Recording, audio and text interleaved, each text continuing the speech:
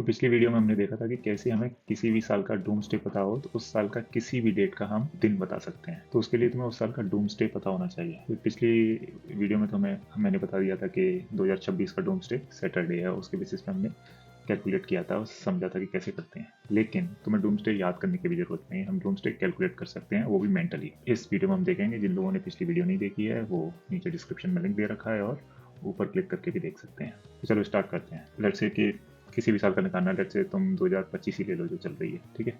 2025 का डूम्सडे तुम्हें निकालना है तो कैसे निकालोगे? सबसे पहले तुम्हें क्या करना है, जो साल है उसके लास्ट के 2 डिजिट लेने हैं, ठीक है। तो तुमने ले लिया 25, ठीक है। अब इसको क्या करना है, इसको डिवाइड बाई 12 करना है, ठीक है। अब इससे तुम्हें 2 चीज़ें मिलेंगी। जब किसी भी डिजिट को तुम डिवाइड करते हो तो एक मिलता है कोशेंट Q, ठीक है, और एक मिलता है रिमाइंडर R, ठीक है। जो भी क्वेश्चन आएगा, जैसे इस केस में तुम्हारा क्वेश्चन कितना आ रहा है, 12 दूनी 24, 2, और रिमाइंडर आएगा 1, 25 में से 25 माइनस 24 1, ठीक है। अब तुम्हें क्या करना है, नेक्स्ट स्टेप पे तुम्हारा ये जो रिमाइंडर आया उसको डिवाइड बाई करना है 4 और उसका क्वेश्चन बताना है, ठीक है। तो जाहिर सी बात है कि 1 को 4 से डिवाइड करेंगे तो क्वेश्चन क्या आएगा, 0। अब ये तुम्हें जो 3 डिजिट दिख रही हैं, ठीक है, तीनों जो पिंक पिंक में दिख रही हैं, इनको तुम्हें क्या करना है, ऐड कर देना है, ठीक है। एक ये जो क्वेश्चन आया डिवाइड बाई 12 करने से, एक ये, और एक ये जो क्वेश्चन आया जो हमारे रिमाइंडर को डिवाइड करने से आया है। इन तीनों को क्या कर देना है, तुम्हें ऐड कर देना है, प्लस, ठीक है। इन तीनों को ऐड करेंगे तो क्या आएगा तुम्हारा 2 प्लस 1 प्लस 0, ठीक है, इक्वल टू आ गया तुम्हारा 3, ठीक है। ये 3 आ गया। अब इस 3 को जो भी रिजल्ट आया है तुम्हारा, अब इसको क्या करना है तुम्हें, ये ऑलमोस्ट आ ही गया, इसको तुम्हें डिवाइड बाई 7 करना है और इसका रिमाइंडर निकालना है तुम्हें, ठीक है। 7 से 3 को डिवाइड करेंगे तो रिमाइंडर क्या आएगा, कुछ नहीं आएगा, वही आएगा जो है, ठीक है, 3 आएगा, ठीक है। 7 से बड़ा होता तो कुछ रिमाइंडर आता, 7 से छोटा ही है तो जो है वही है। अब ये तुम्हारा 3 आ गया है, ठीक है। अब इसका हम यूज़ करेंगे। उससे पहले एक चीज़ और समझ लेते हैं कि जो भी सेंचुरी है ना, उस सेंचुरी का एक होता है एंकर डे, ठीक है। उस सेंचुरी का, हर सेंचुरी का एक एंकर डे होता है, वो तुम्हें याद रखना है, ठीक है।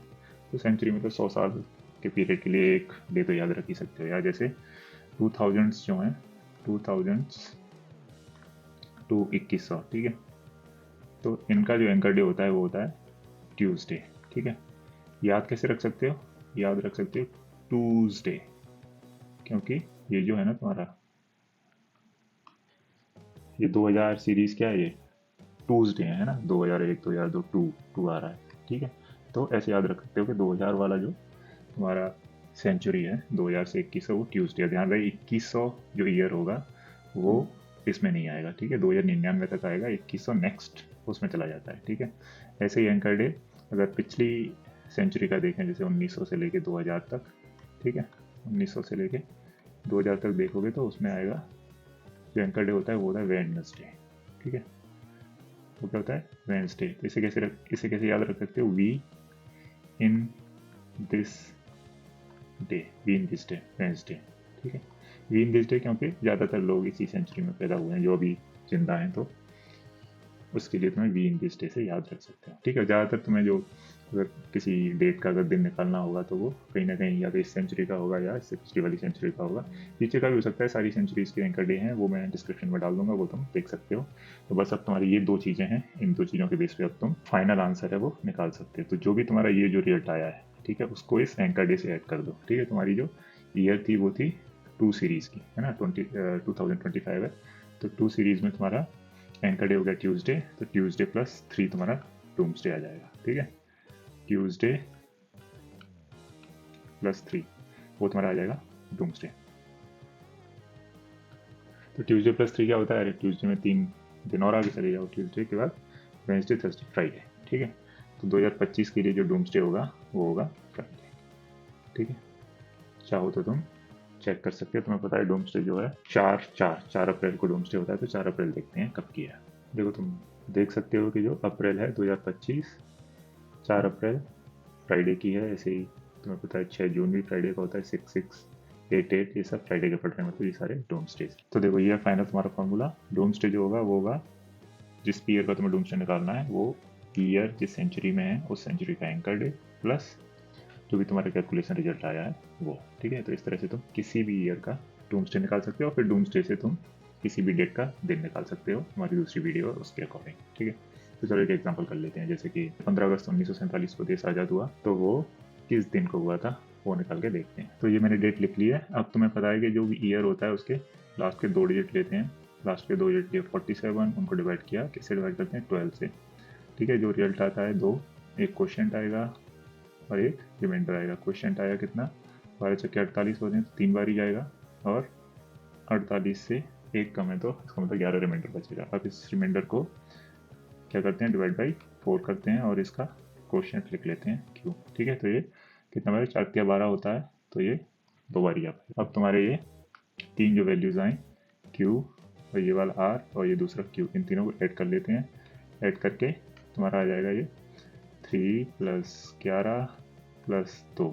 ठीक है, तो ये आ गया तुम्हारा 11 5 16। ठीक है, अब इस 16 को क्या करते हैं हम, 16 को तुम डिवाइड बाई 7 करते हो और उसका रिमाइंडर लिख लेते हो, तो 7 दूनी 14 और ये हो गया 2। ठीक है ना, ऐसी सारी कैलकुलेशंस करिए।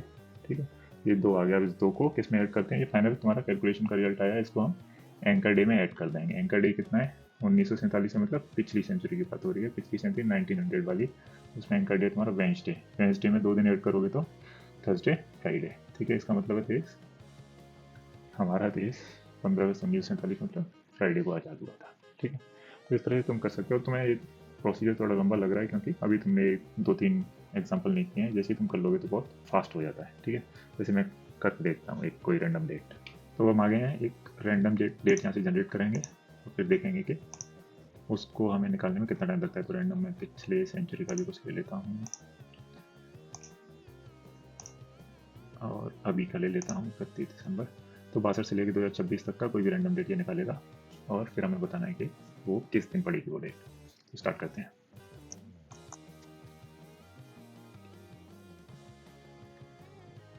सैटरडे। ओके, May 15 1976 मेरा आंसर आया है सैटरडे। Let's see. तो देखो, तुम देख सकते हो May 15 1976 वॉज सैटरडे। ठीक है, हमें कितना टाइम लगा, 24 सेकंड लगे पता लगाने में। तो ऐसी और ट्रिक्स के लिए तुम फॉलो कर सकते हो। और जो डूम्सडे वाला जो दूसरा वीडियो है वो ज़रूर देखना, क्योंकि ये हम सिर्फ डूम्सडे निकालना सीख रहे हैं इसमें, और नेक्स्ट वाला जो वीडियो है जो डिस्क्रिप्शन में है जिसका लिंक, उसमें हम उस डूम्सडे का यूज़ करके एक्चुअल डे निकालना सीखते हैं उस डेट का। Okay, thank you.